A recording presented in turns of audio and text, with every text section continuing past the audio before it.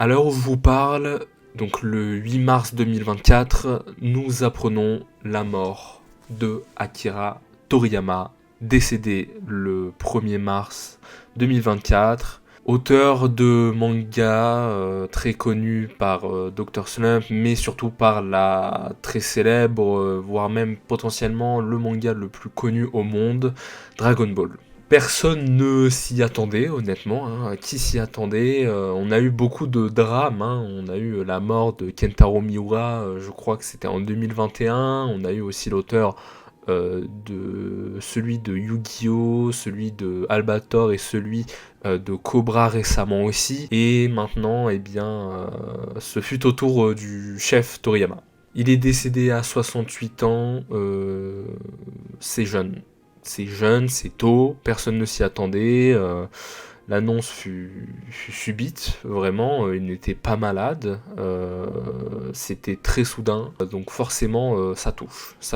En tant que passionné de manga, sans lui, on n'aurait tout simplement pas eu la chance de lire One Piece, Naruto, Bleach et plein d'autres mangas que je ne pourrais pas citer tellement il y en a. Je pense qu'on peut tous être d'accord sur le fait que Dragon Ball a révolutionné le monde du manga. Alors bien évidemment, il y a eu Osamu Tezuka avant et d'autres auteurs, mais aujourd'hui, quand on parle de Dragon Ball, on sait que ça vient d'Akira Toriyama. On sait, tout le monde connaît l'œuvre de Dragon Ball. Dragon Ball est tellement connu aujourd'hui que c'est devenu même un phénomène de la pop culture, on peut le dire très honnêtement. Même si bien évidemment, je ne connaissais pas l'auteur, bien sûr, comme beaucoup de fans, eh bien je suis quand même impacté par son décès et par ce qu'il a fait aussi, bien sûr. Parce qu'aujourd'hui, sans la création de Dragon Ball et sans ce qu'il a fait, je n'aurais, je pense, jamais eu comme passion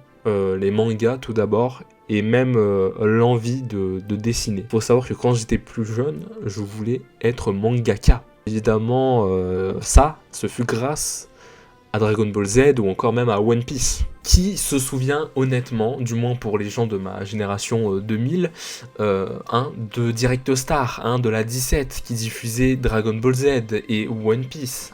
Quelle époque c'était quand même.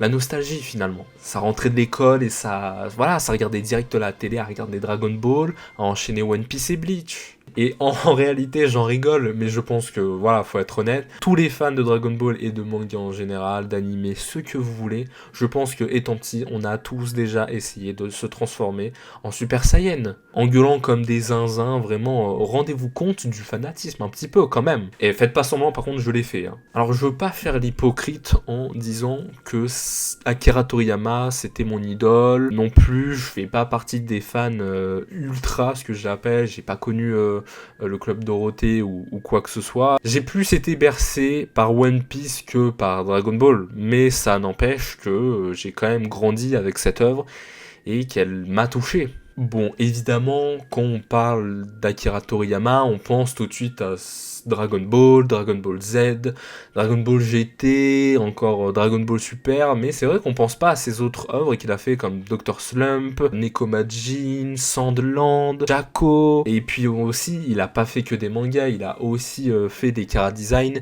de Dragon Quest, célèbre jeu vidéo par Square Enix. On peut le dire vraiment, je pense que personne ne peut le nier, Dragon Ball a touché quasiment toutes les générations. Alors peut-être pas les plus anciens, j'imagine, mais c'est une œuvre intergénérationnelle. Ça fait 40 ans que Dragon Ball est sorti. Dites-vous que vos parents, ou potentiellement même vos grands-parents, connaissent le prénom Son Goku. Ça a traversé des générations.